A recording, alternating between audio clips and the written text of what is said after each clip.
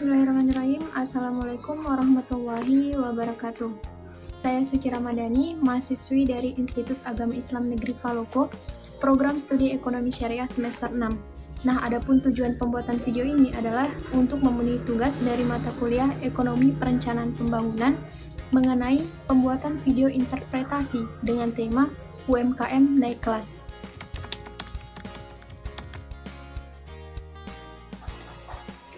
Telah lama pemerintah ingin mengembangkan usaha kecil, mikro, dan menengah agar dapat menjadi pemain-pemain dunia. Namun, pada faktanya masih terdapat banyak kendala atau hambatan-hambatan yang membuat hal ini tidak dapat terjadi. Nah, pembahasan ini akan diawali dengan pertanyaan, apa yang menyebabkan UMKM Indonesia sulit untuk naik kelas? Nah, sebenarnya permasalahan ini adalah permasalahan yang klasik, di mana pada umumnya UMKM terdiri atas beberapa faktor. Yang pertama adalah modal, yang kedua adalah teknologi.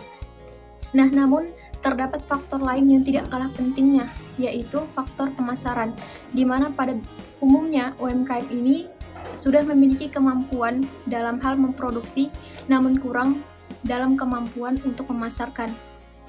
Di mana mengakses pasar bukanlah hal yang mudah ketika kita tidak mengetahui apa sebenarnya yang dibutuhkan oleh pasar.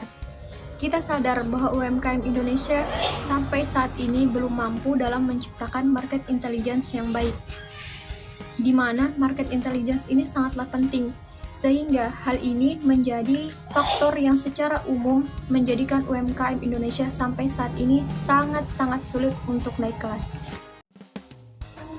Nah, pertanyaan kedua adalah apa yang dilakukan oleh Kementerian Perdagangan dalam rangka meningkatkan daya saing UMKM nasional ini. Jadi, dalam rangka mengangkat UMKM, Kementerian Perdagangan telah memiliki program-program yang telah dilakukan dan akan terus dilakukan. Salah satunya yakni program dalam penguatan produk. Nah, program penguatan produk ini sangatlah penting karena kita ketahui bahwa ketika suatu produk tidaklah baik, tentu produk ini tidak akan memiliki daya saing. Adapun program penguatan produk ini dilakukan dengan cara memberikan pendampingan dengan memberikan bantuan untuk bagaimana membuat packaging yang baik, bagaimana rebrandingnya, dan tentu pula dalam mengakses pasar. Nah, dalam hal ini Kementerian Perdagangan juga akan terus mengoptimalkan, akan terus memberikan bantuan pemasaran terhadap produk-produk UMKM, baik untuk pemasaran dalam negeri maupun untuk pemasaran go internasional. Nah, pertanyaan ketiga adalah bagaimana UMKM menemukan solusi permodalan untuk kemudian membuat UMKM ini dapat menembus pasar ekspor dan juga naik kelas. Nah, berdasarkan data, jika ditinjau dari unitnya, jumlah pelaku UMKM itu sekitar ada 62 juta unit. Namun, untuk melihat nasabah yang tergabung dalam BRI, bukan dilihat dari unitnya, tapi dilihat dari jumlah nasabahnya, yakni sekitar 20 jutaan untuk UMKM. Kemudian permasalahan apa yang membuat UMKM ini sulit untuk naik kelas ataupun melakukan ekspor? Untuk naik kelas misalnya, tantangan BRI adalah menaik kelaskan UMKM. Ternyata solusi yang diberikan tidak dapat dilakukan dengan cara one fit for all. Ternyata permasalahan yang dihadapi oleh masing-masing kadang-kadang kompleks dan spesifik. Maka dalam hal ini, BRI datang untuk menciptakan suatu aplikasi di mana di dalam aplikasi itu, setiap pelaku UMKM dapat melakukan self-assessment. Mereka dapat mengakses dirinya sendiri, kemudian disubmit ke BRI dan ketahuan.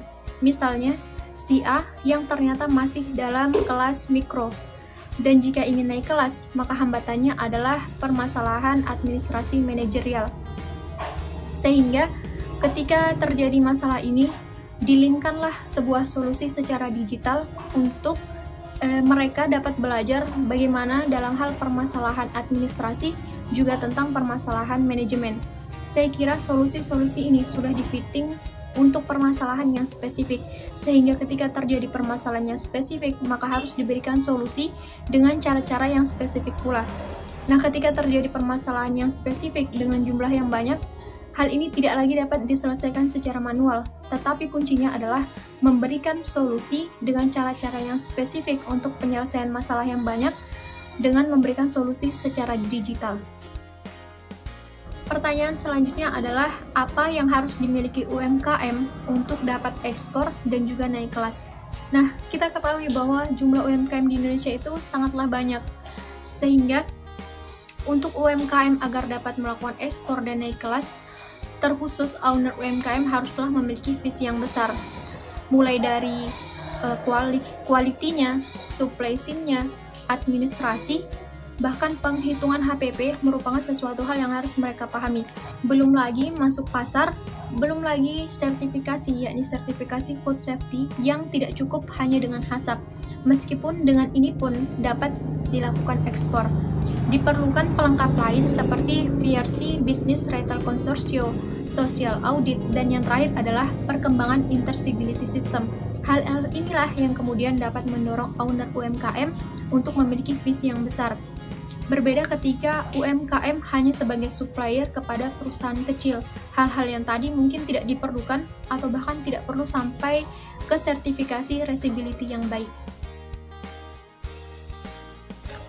Nah, pertanyaan selanjutnya adalah bagaimana strategi pemerintah untuk membantu UMKM untuk dapat melakukan ekspor dan naik kelas, sehingga para UMKM ini seumur hidupnya tidak akan menjadi pengusaha UMKM.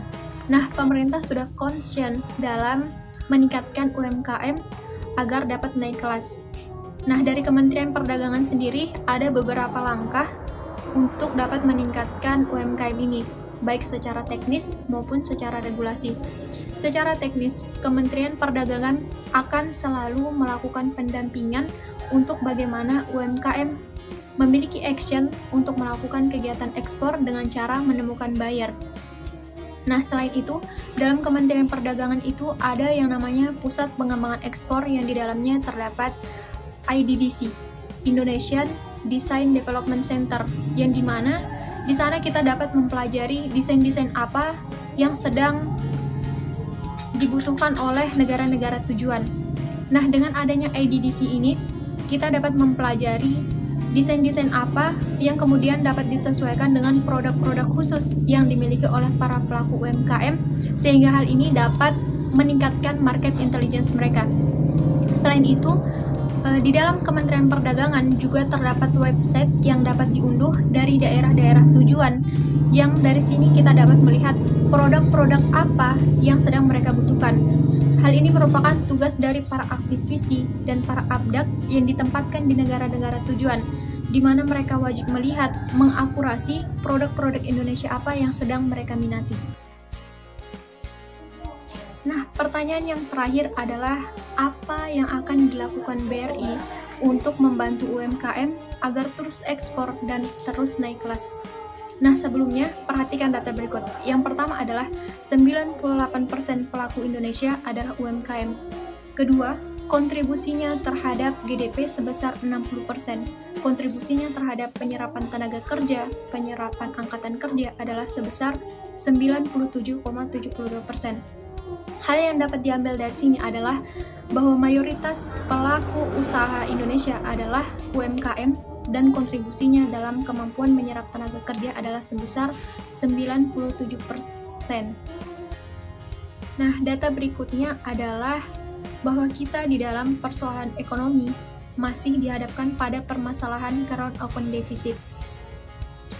Nah, di sini BRI telah melakukan Brilliant Planner, di mana hal ini merupakan upaya untuk mendorong UMKM melakukan ekspor dalam dua hal. Yang pertama, ketika produk-produk UMKM telah menembus pasar internasional, ia tidak hanya naik kelas, tetapi ia juga meningkatkan kemampuan produksinya karena ia mampu memenuhi konsumsi di dalam negeri maupun konsumsi di luar negeri. Hal inilah yang menyerap tenaga kerja luar biasa. Sebut saja bahwa sekarang ekspor yang dilakukan UMKM itu porsinya hanya 14%. Namun ketika dikalikan atau dilipat gandakan, bayangkan seberapa besar kemampuannya dalam penyerapan tenaga kerja. Hal yang selanjutnya adalah bagaimana memperbaiki struktur pembayaran internasional kita. Artinya, dengan hal ini, kita dapat menyelesaikan persoalan-persoalan terkait dengan current account deficit tadi. Hal yang terpenting sebenarnya adalah terkait kemampuan UMKM dalam penyerapan tenaga kerja, karena hal ini berhubungan langsung dengan bagaimana meningkatkan kesejahteraan masyarakat. Bukankah tugas kita adalah mensejahterakan rakyat? Dan cara terbaik untuk mensejahterakan rakyat adalah dengan memberikan mereka pekerjaan. Tentunya hal ini diharapkan bukan hanya sekadar harapan, tetapi dapat dijadikan sebuah kenyataan yang benar-benar terjadi sehingga UMKM dapat terus melakukan ekspor dan akan meningkatkan kelasnya. Hal penting juga yang dari pembahasan ini adalah bagaimana mengubah persepsi masyarakat kita terhadap produk-produk lokal sehingga ketergantungan terhadap produk-produk luar, ketergantungan terhadap produk-produk impor dapat dikurangi, dan hal ini kemudian dapat mendorong peningkatan UMKM untuk terus melakukan ekspor dan naik kelas. Nah, mungkin itu saja yang dapat saya sampaikan, kurang lebihnya mohon dimaafkan. Billahi taufiq wal hidayah. Wassalamualaikum warahmatullahi wabarakatuh.